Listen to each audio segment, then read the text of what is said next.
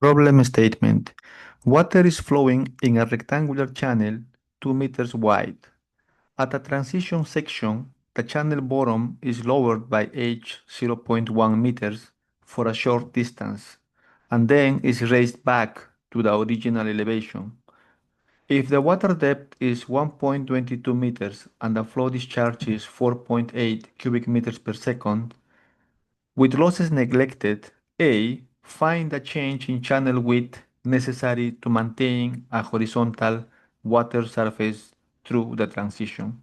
Part B. What change in width would cause the critical flow to occur in the transition?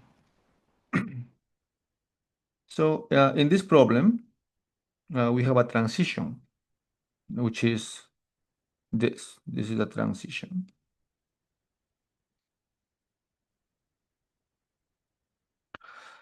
And channel bottom width is 2 meters. So we call this section 1 and this is section 2 in the transition.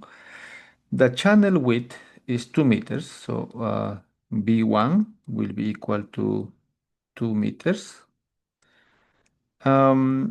H is equal to 0.1 meters. So this H is equal to 0.1 meters.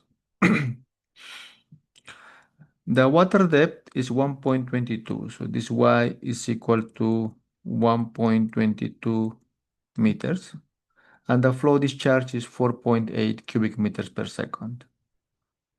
Part A is asking me for the change in channel width. So it's asking me first find the bottom at 2, and then the change in bottom, which is B2 minus B1. Okay. So it's asking us also the losses, the head losses have to be neglected, which is accurate because the distance between 1 and 2 is typically small, so we can neglect the head losses. Okay. So then we can say, we can apply the equation of energy, of course, here, energy between 1 and 2. This will be the water depth in 1 plus the velocity 1 squared 2 times gravity plus elevation head 1 water depth in 2 plus velocity 2 squared 2g and plus theta 2. Okay, water depth in 1 will be 1.22. Velocity 1 will be b1 to g plus theta 1. So for doing this, we have to have a reference, and then I can use the transition bottom as a reference. So that will be my reference. If that's the case, the elevation of the bottom of 1 will be equal to 0.1. The water depth in 2 is 1.22 plus 0.1. 1.22 plus 0.1. The velocity in 2 will be b2 squared 2g. Plus the elevation of 2. The elevation of 2, of course, will be 0 because it coincides, the bottom coincides with the reference. So from this, we can simplify 1.22, 0.1. Therefore, from here, b1 squared 2g is equal to b2 squared 2eg. And from this, velocity 1 is equal to velocity 2. Okay. Also, we can apply the equation of continuity between 1 and 2, right? The equation of continuity in between 1 and 2, which means that the flow in 1 is equal to the flow in 2. And the flow is equal area 1 B1 is equal to area 2 B2. B1 is equal to B2, so I can cancel this. Therefore, area 1 is going to be equal to area 2. Area 1 will be equal to the base times the height. The base is 2, the height is 1.22. So this will be 2.0 times 1.22, and this will be B2 times Y2. And Y2 will be equal to 1.22 plus 0.1. So that is 1.32. That is 1.32. From this, B2 is equal to 0.85, oh, sorry, 1.85 meters, 1.85 meters.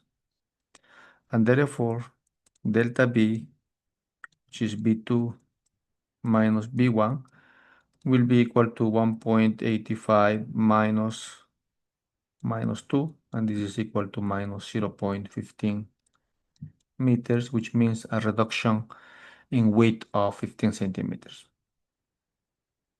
So for part B, the problem is what change in weight would cause the critical flow to occur in the transition? So it's asking us what should be B2 and the change in weight for the flow to be critical in the transition. So it's telling us, okay, at section 2, the water depth has to be critical. And of course, the velocity will be also critical. And then it's asking us what should be B2 um, or the change also, which is B2 minus B1. Okay, so again, we can apply the equation of energy.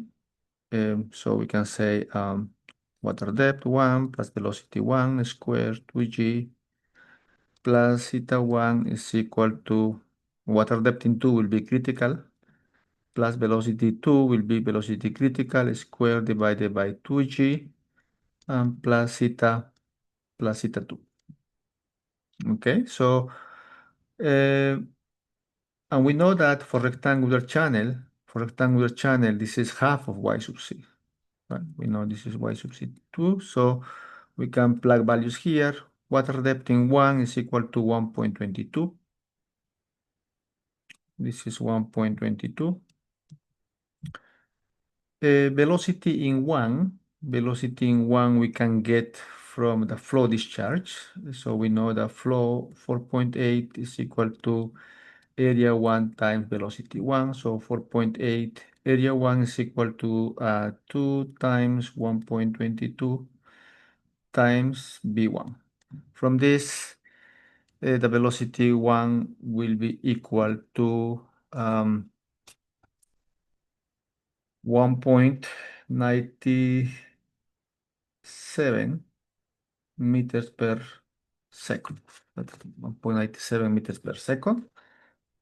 Okay, so we can replace that value here. So that will be equal to 1.97 squared divided by 19.6 plus the elevation of 1. The elevation of 1 will be again 0.1 because we are taking as a reference the bottom of the transition. So this will be a 0.1.